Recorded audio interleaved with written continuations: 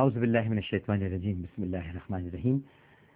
اے گنہگاروں مایوس نہ ہو، عامر لیاقت حسین حاضر خدمت ہے۔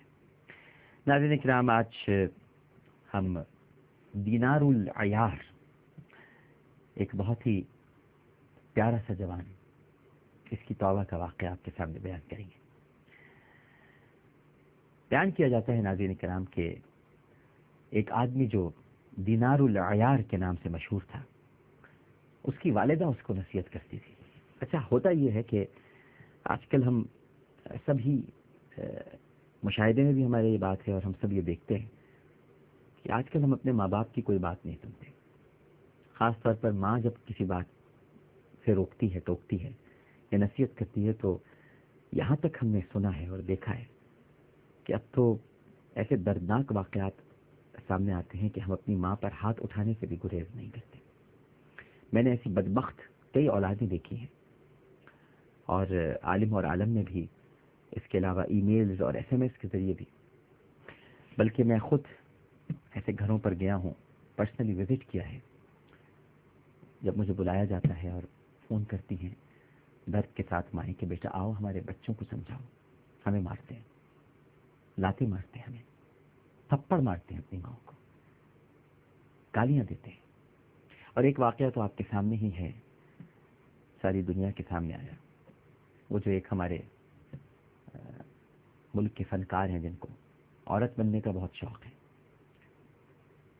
جو ہر پروگرام میں عورت بن کر آتے ہیں، لیکن عورت ہی نہ بن سکے، اور اپنی ماں کو انہوں نے مارا، ناک کی ہڈی توڑ دی، خون بہایا، نشے کی حالت میں، صرف گھر کے لیے، جائیداد کے لیے۔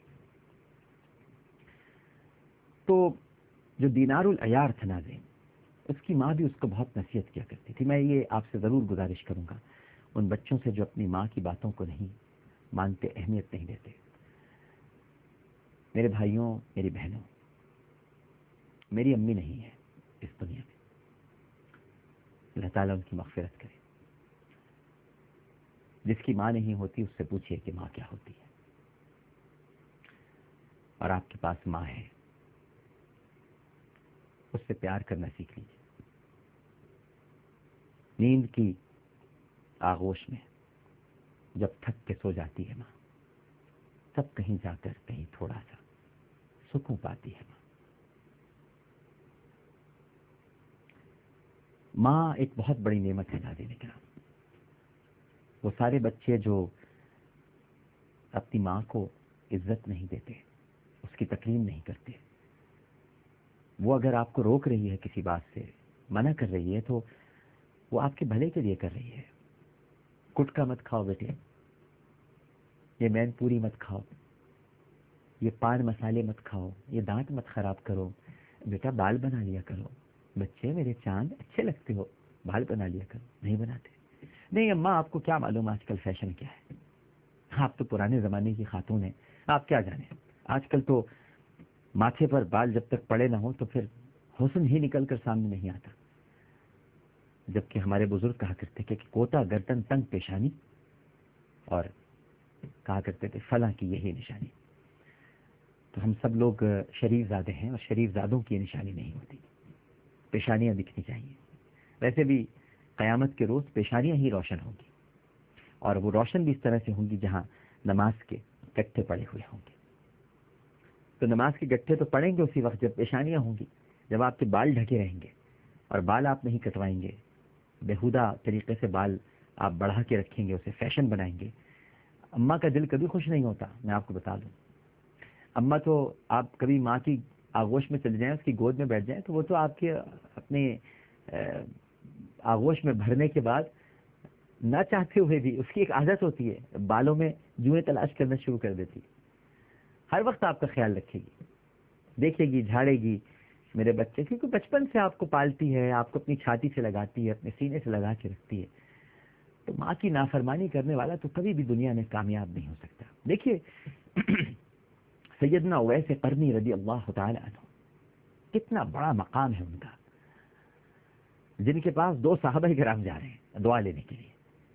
وہ کوئی معمولی صحابہ نہیں جا رہے ناظرین کرام، صحابہ تو ویسے بھی معمولی نہیں ہوتے، لیکن ان صحابہ میں بھی سوچئے جن کے مقام اور درجات عشرہ مبشرہ میں جو شامل ہوں، اور عشرہ مبشرہ سے بھی بڑھ کر جو خلفائے راشدین ہوں، سیدنا فاروق اعظم رضی اللہ تعالی عنہ اور مولا علی کرم اللہ وجہہ، جب وہ حضرت اویس قرنی رضی اللہ تعالی عنہ کے پاس نبی کریم صلی اللہ علیہ وآلہ وسلم کے حکم سے دعا لینے کے لیے جا رہے ہیں، تو کیا خاص بات تھی؟